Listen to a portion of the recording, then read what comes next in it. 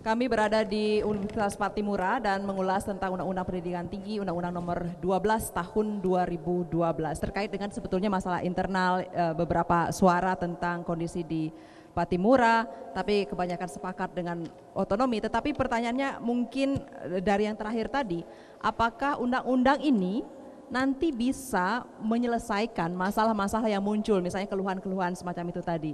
Apakah itu membuat perguruan tinggi jadi bisa semakin dinamis sehingga keluhan-keluhan macam itu jadi bisa teratasi? Silakan Pak Freddy. Terima kasih Mbak Vivi. Teman-teman sekalian, kita kalau melihat, saya mungkin melihat dari aspek filosofis dari undang-undang ini. Yuridis dan sosiologis saya tidak terlalu masuk. Kalau kita lihat dari aspek filosofisnya, ada poin yang sangat baik bagi kita dalam pengelolaan kualitas pembelajaran, karena sebuah penyelenggaraan pendidikan itu bisa baik jika kualitas pembelajaran di kelas itu menjadi baik.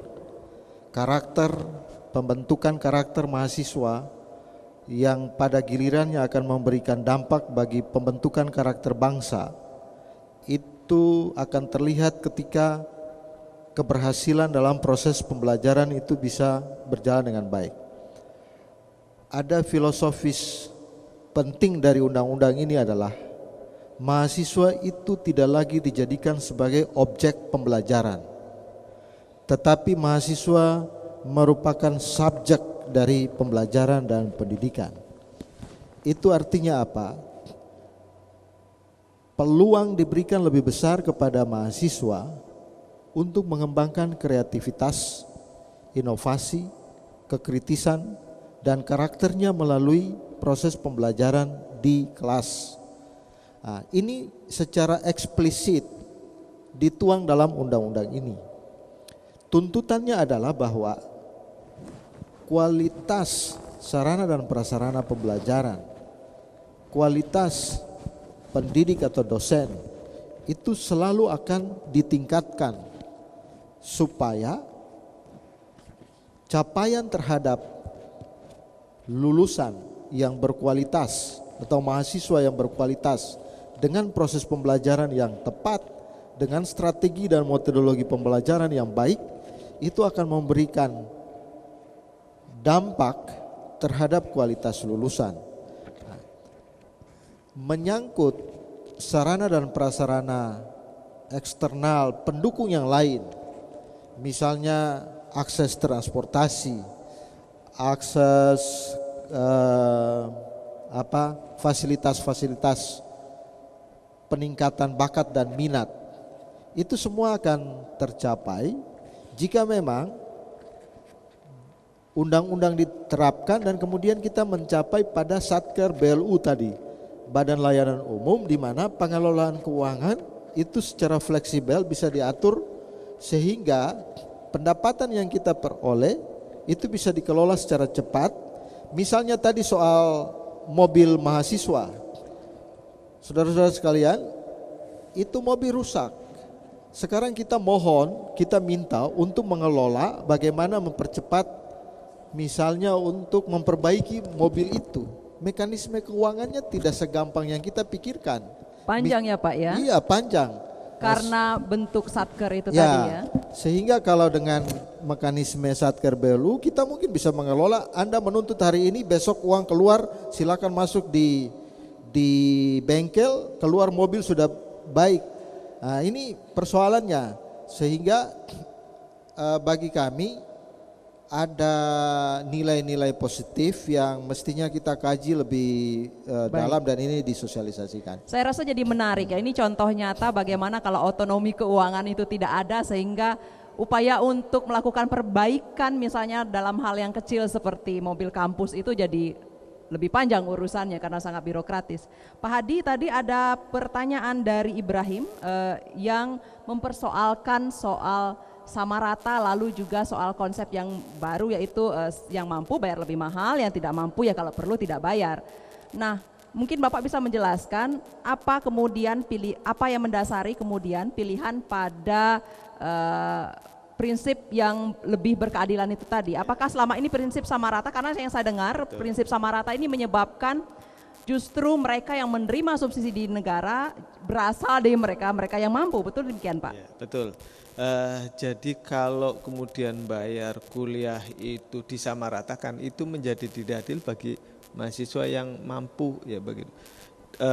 Dengan prinsip keadilan itu kan tidak harus sama rata begitu. Jadi orang yang mampu itu harus membayar lebih daripada orang yang tidak mampu. Jangan sampai negara itu memberikan subsidi pada orang yang sebenarnya tidak butuh pada subsidi tersebut. Ya memang bisa dikatakan bahwa nanti ada penyimpangan. Nah, yang dikontrol adalah penyimpangannya. Jangan sampai kemudian berkeadilan malah terbalik.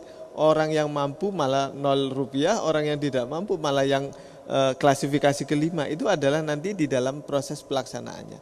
Sepanjang itu dijamin pelaksanaannya itu adalah telah sesuai, saya pikir pembayaran kuliah dengan prinsip berkeadilan itu sangat membantu sekali kepada mereka yang tidak mampu. Tadi dikatakan ada 5 kategori, mungkin yang kategori pertama adalah 0 rupiah, itu dimungkinkan. Dengan cara apa ya, nanti dia beasiswa, memang dari Universitas Patimuranya mengatakan bahwa ini 0, tetapi kemudian Universitas Patimura dapat dari negara itu, baik dalam bentuk bidik misi atau BOPTN atau yang lain. Makanya ada namanya BKT sama UKT. Kalau BKT itu kan biayanya, misalnya biaya untuk kuliah di Universitas Patimura 10 juta, kemudian uang kuliahnya 1 juta. Nah, yang 9 juta ini harus ditanggung oleh negara begitu.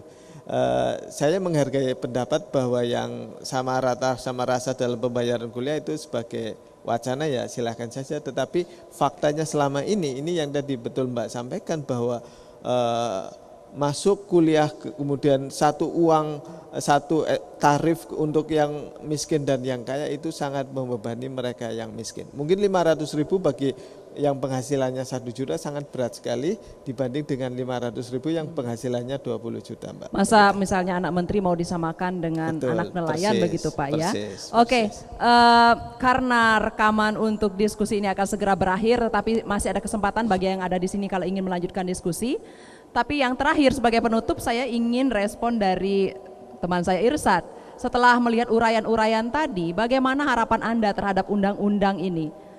Apakah Anda mengharapkan undang-undang ini bisa memecahkan persoalan-persoalan yang tadi Anda kemukakan? Ya, terima kasih. Saya mengutip bahasanya Samuel P. Huntington. Dia bilang bahwa dalam menyusun sebuah agenda, hasil dari agenda itu bukan tidak penting, tapi tidak terlalu menjadi sebuah ukuran.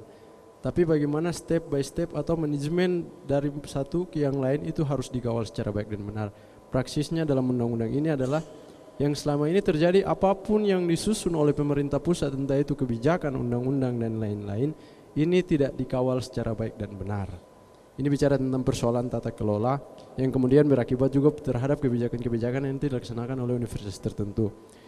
Yang kedua, mungkin sangat diskriminatif sekali menurut saya tentang persoalan sistem pendidikan. Anies Baswedan bilang Jakarta jangan dijadikan ukuran itu Indonesia. Sedangkan Prof. Riyad Rashid bilang Indonesia jangan terlalu Jawanisasi, jangan terlalu Sumateraisasi. Ini saya melihat bahwa ternyata memang diskriminasi ini sangat kental. Tadi Pak Dr. Subhan bilang Airlangga sama Unpati itu tidak beda-beda jauh tentang persoalan BOPT-nya. Tapi sekali lagi Airlangga itu badan layanan umum, Unpati masih Satker, ini juga masalah namanya. Bahkan badan hukum, tapi Unpati masih Satker, Unpati masih melewati badan layanan umum dulu baru badan hukum. Itu berarti Unpati masih jauh di bawah. Ini juga berakibat pada persoalan beasiswa bidik misi yang 3 tahun terakhir terjadi faktanya di Universitas Patimura. Kuotanya tidak naik-naik dari 375 sampai sekarang juga masih 375. Padahal bicara tentang persoalan penelitian dan lain-lain yang masuk dalam proses tridharma perguruan tinggi di masyarakat, ini juga jauh lebih penting. Itu mungkin yang terakhir. Saya sepakat dengan PR3, saya perlu adanya revisi perhitungan BPOPTN, ini juga jauh lebih penting agar diskriminasi dalam bentuk kebijakan keuangan itu juga mampu diminimalisir secara baik dan benar. Mungkin sekian dari saya. Terima kasih Irsad, ini menjadi statement penutup untuk diskusi ini. Itu tadi catatannya ini tadi harus dikawal ya supaya undang-undang ini bisa berjalan, dan juga ada PR kerja keras kepada Bapak Rektor dan teman-temannya supaya cepat Universitas Patimura bisa beralih status Satker jadi BLU, lalu kemudian mudah-mudahan bisa ke Badan Hukum segera ya Pak ya. Baik, saya Vivi Zapki akan pamit, kita jumpa lain kesempatan. Demikian akhir dari diskusi tentang Undang-Undang Pendidikan Tinggi, kita jumpa lain kesempatan. Salam.